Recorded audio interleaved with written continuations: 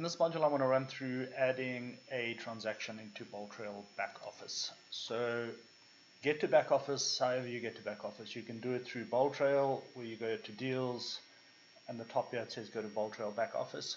You can also add a transaction from Boldtrail, but I'm going to leave that for another module because it is just a little bit more complicated for some reason.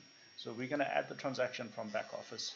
Also, I know a lot of you guys don't always use Boldtrail front end, but it's there if you need it. So you'll land where you land in Backoffice. You can also just log directly into Backoffice. So I want to go to transactions.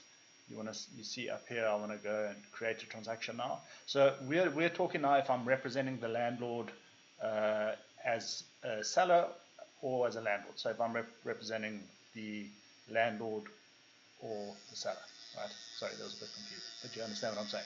So in other words, we have the listing, and now we're going to create the transaction. So click on create transaction. Because we have the listing, we know the MLS number. We're going to click on there. Just like so I'm going to put in one of our listings, and then you search and see it's brought up the property here. Click on select. So it partly populates the transaction already. We then these top three we adjust. So what is it? It is a traditional sale or rent lease. In this case, let's say it's a sale. Status is active because we actually have the listing, so it's valid and it's a real deal. And we are representing, as we know, the seller. The seller is the same as the landlord.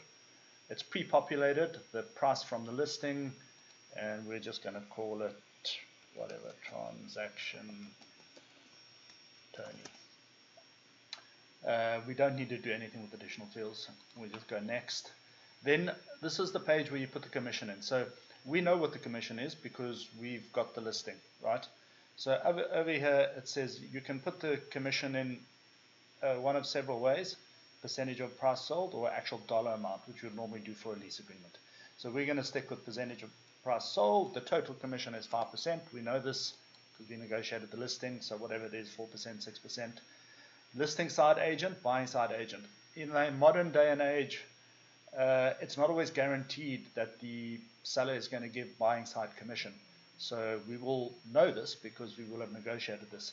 But let's just say in the traditional sense, we're going to split the 5%, so 2.5% to the listing agent, 2.5% to the buy side agent.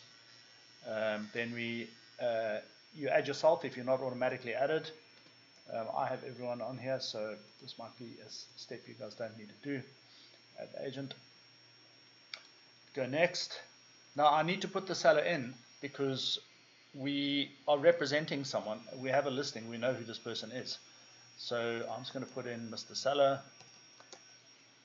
And Mr. Seller is not in the system, so I need to create a new contact. Mr. Seller, put his name in. We need to put in the email address. And the reason for this is simple. Firstly, you will definitely have the person's email address if you've got the listing.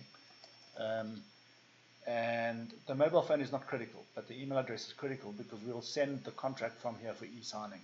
So that is literally all I need to do to create a contract. I don't need to lead source, assign to, unless this is more of an admin function, or unless you're entering it for someone else. So it's as simple as that, guys. There can be no excuses. So just put in first name, last name, email address, create the transaction.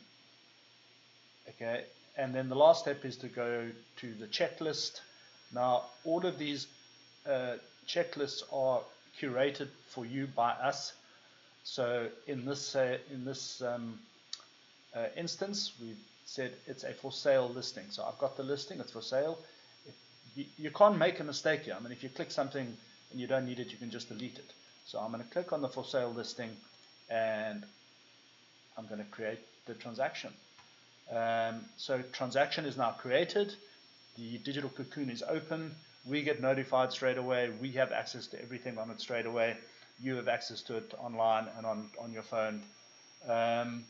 And then the next step is to go into the checklists, start working through the documents. This I'm going to do in another module so that these modules don't run too long. So there we go, guys. Hope that was helpful. We'll see you on the next one. Bye.